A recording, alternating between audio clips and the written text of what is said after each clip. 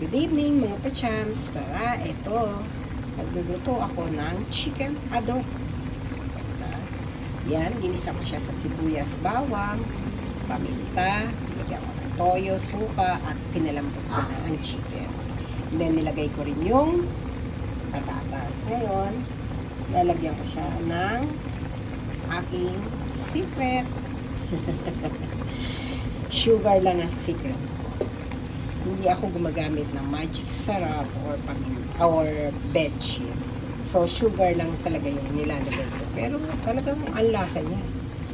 Diba? Ayan. Ayan ang aking chicken adobo. Chums ko, diba? Sarap. Sarap na niya. Tapos, pagka medyo okay na ang patatas ko, ilalagay ko naman yung aking favorite na gulay. At alam niyo na kung ano yan. Ang talong.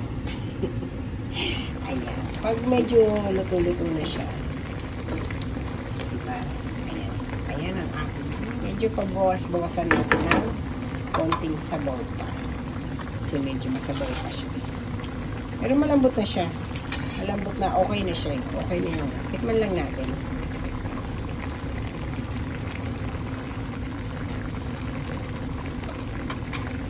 O, diba? Sabi ko sa inyo, mga pachans, masarap. Kahit hindi ko siya nilagyan ng magic sarap bedsheet. Pakonti din lang natin ng konti ang sarap. Kasi masyado na maano ang sabaw. Kaya maya maluluto na to. Patatas. Medyo malambot na rin ang patatas na yan. So, okay na siya. So, ilalagay ko nito yung aking ito. O, diba? Lubang ko lang siya and then later luto na siya.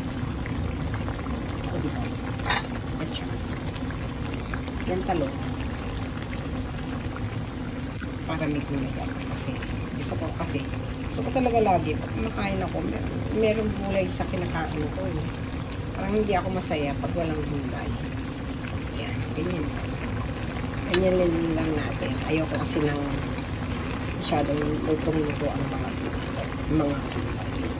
So kung yung talong maya-maya lang yan, madali maluto yan.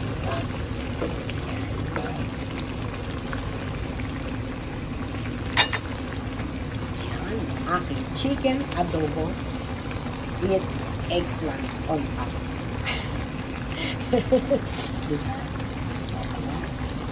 Sarap yan. Yummy. Yummy kong chicken adobo. Siya mga kachan. So, ready to serve na siya at kakain na. Okay mga kachans ko. See you again later. Bye-bye.